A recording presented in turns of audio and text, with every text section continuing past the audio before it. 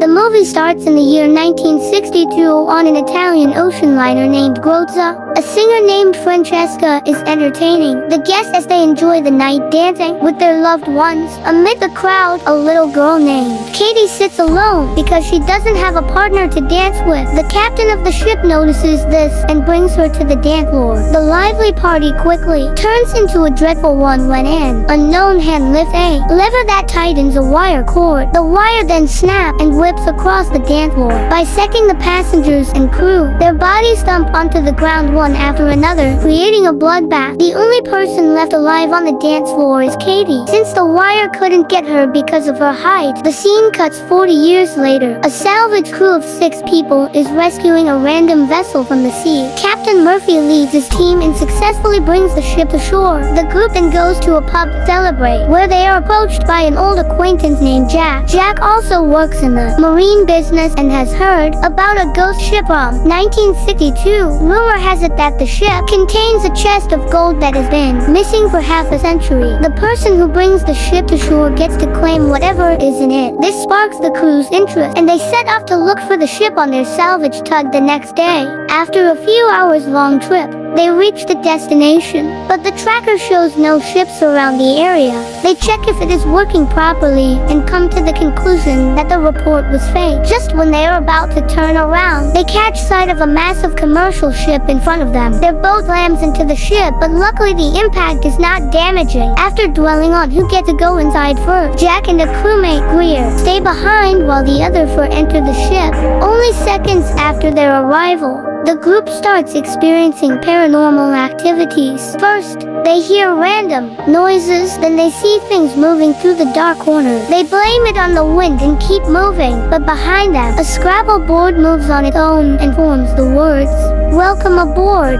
No one ever gets a hand that good in Scrabble. When they are on the upper deck, one of the crew members named Munder falls into a hole, but he is saved by the only woman in the group, Maureen.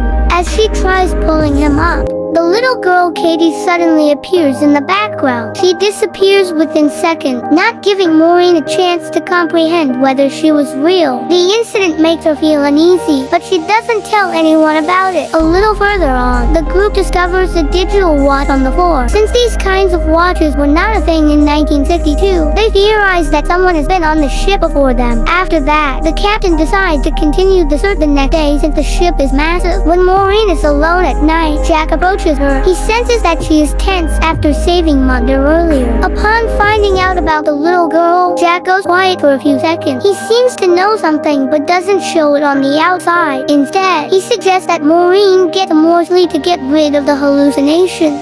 The next day, the crew sit down to plan their next move. They have discovered that the ship is slowly sinking because of damage to its base. They decide to stay at sea for 3 days to fix it and then return to shore with the entire ship without wasting much time. They continue their respective jobs in different parts of the vessel. Meanwhile, Maureen explores the ship and reaches the swimming pool area. She notices bullet marks on the wall, which is strange because they were told that all the passengers died by drowning. While trying to climb out of the pool, she once again comes face to face with Katie. Startled, she falls off the ladder and starts bleeding from her head. However, when she looked back up, Jack is standing in the place where Katie was just seconds ago. The 2 walk away without noticing that Maureen's blood is disappearing from the pool. Soon, the bullet holes start oozing blood and the entire pool fills with it. After that, Jack and Maureen explore the laundry room and find another door that was not in the ship's blueprint.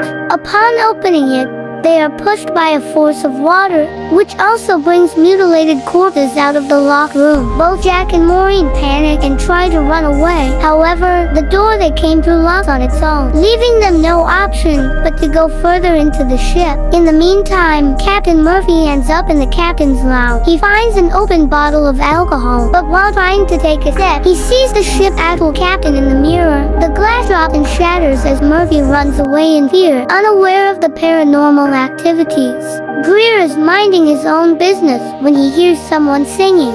It is Francesca, the same performer, who was entertaining the passengers on board in 1962. Greer looked for the source of the sound but gives up after a while. What he doesn't know is that the woman is watching him walk away from somewhere behind him. Somewhere else, Jack and Maureen come across a chest filled with blocks of gold. It is worth millions of dollars that everyone in the crew can take home. They excitedly gather everyone and show them the treasure. Now, they no longer need to repair the ship and can return home just the treasure. In the following scene, everyone is loading the gold onto their boat. The mechanic Santos is cleaning the engine so they will be ready when they decide to leave. Behind him, someone deliberately leaked propane from a cylinder, which causes an explosion. It results in Santos's death and the destruction of the boat. Everyone is shocked and saddened by the unexpected death. Moreover, they are now stuck on the ship until they manage to repair it. Right before the explosion, Maureen had seen Katie again. It was as if she was trying to warn Maureen about the explosion but was stopped by someone. This gives Maureen enough reason to look into who Katie is. She goes through the passenger registry and finds out her room number. Upon walking into the room, Maureen screams in shock. It turns out that Katie died by hanging, as her decomposed corpse is still hanging from the ceiling. After composing herself, Maureen moves closer and takes a necklace off Katie's corpse. Her spirit appears in the room and asks for the necklace.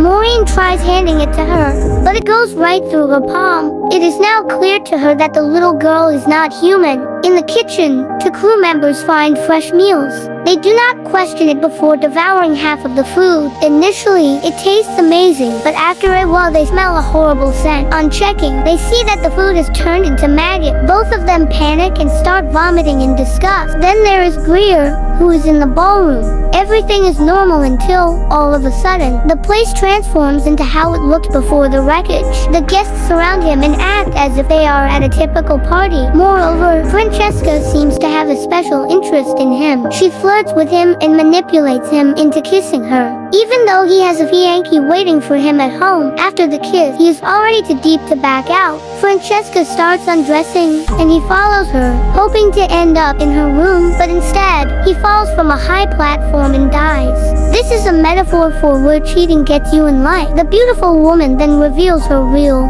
deformed face. In the meantime, Murphy is in the captain's room when suddenly a bottle of alcohol starts moving on its own. He looks at it closely and then finds the ship's captain sitting in front of him. The man offers Murphy some alcohol. Much to his disbelief, the captain is not there to hurt him, but to have a chat. He tells Murphy about a lost ship named Lorelei. 40 years ago, when everything went wrong, the Lorelei was found by the Grotza, the ship they are on right now. But 2 days after finding the lost ship, the Grotza also disappeared. With that being said, Murphy is handed a picture that leaves him in shock. Meanwhile, Katie and Maureen are also chatting in her room. The little girl reveals that everyone who died on the ship 40 years ago has been trapped there ever since. They cannot go to heaven because someone powerful is binding them to the ship. Now, the only way they can be released is if the ship is destroyed. Before Katie can explain who the powerful person is, the walls in the room start changing colors. She panics and orders Maureen to run away before disappearing herself. Back in the swimming pool area, Murphy is looking for the rest of the crew. He has finally found out the truth about the ship disappearance and want to return to the shore as soon as possible, but the way he is attacked by several Santos, the guy who died in the explosion earlier. The hallucination seems so real that when Maureen approaches him, Murphy thinks she is also the ghost of Santos. He attacks her and does everything he can to end her life. Maureen somehow manages to stab him in the feet and save herself. A while later, Jack arrived and knocked Murphy out. For their own safety, they put him in a drain fish tank and lock him inside. By now, the group doesn't care about the gold and just want to return to land. They continue fixing the ship for the next few hours and finally get it done. Then Greer has still not returned from the lounge area. Everyone is worried while the guys do some last minute checking. Maureen goes to look for him. She yet again comes across Katie, who shows her Greer's dead body. This time the girl is adamant about showing Maureen everything that happened on the ship 40 years ago she touches Maureen and brings her to the past the ship is lively with. People's chatter and laugh, but what they do not know is that the co-captain has convinced the entire crew to kill everyone on board for the gold they found earlier. The cook mixed rat poison with the food which killed the majority of the people. Then the dance floor massacre followed. The remaining survivors were shot dead in the pool. Poor Katie was dragged into her room and hanged to death. At last the crew member ran to the treasure and started grabbing whatever they could, but the co-captain didn't allow that either. Joining hands with Francesca, he shot every single one of them. At last the two of them were left before Francesca betrayed him and shot him in the head. It turned out her actual lover is a different man who was also the mastermind behind the entire massacre. After killing hundreds of people, they shared a passionate kiss, but the surprises did not end there. The man killed Francesca by releasing a hook that slashed into her neck and hooked her. Damn, the 2000s were gruesome.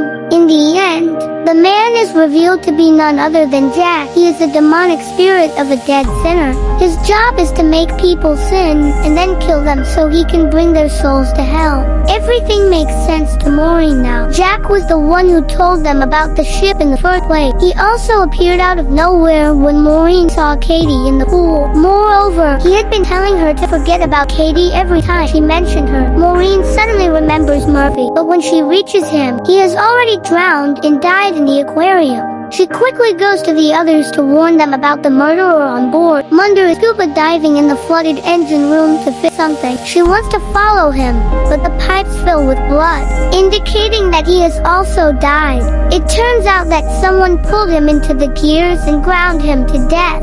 Now the only two people left are Maureen and the last crew member, Dodge. She asks him to keep an eye on Jack while she places explosives around the ship. But when Dodge and Jack are alone, Jack starts playing mind games with him and provokes a fight. In a fit of rage, Dodge shoots him and assumes that he is dead. He then goes to Maureen, who has just finished setting the explosive. He tells her that he killed Jack and that they can start a new life together using the gold. Maureen thinks about it for a second and then asks him why he hasn't inquired about Munder, who still hasn't been found. It is then revealed that the person is actually Jack, who was trying to make Maureen sin. As long as the ship remains intact, the souls will never be set free. Jack knows that Maureen is a good person, so he offers to spare her life in exchange for not interfering with his plans. But in response, Maureen detonates the explosives. Jack and the entire ship are blown to pieces, while Maureen jumps off and saves her life. She is underwater, struggling to find a way out, when Katie comes to her rescue. Finally, all the souls who died on the ship are set free.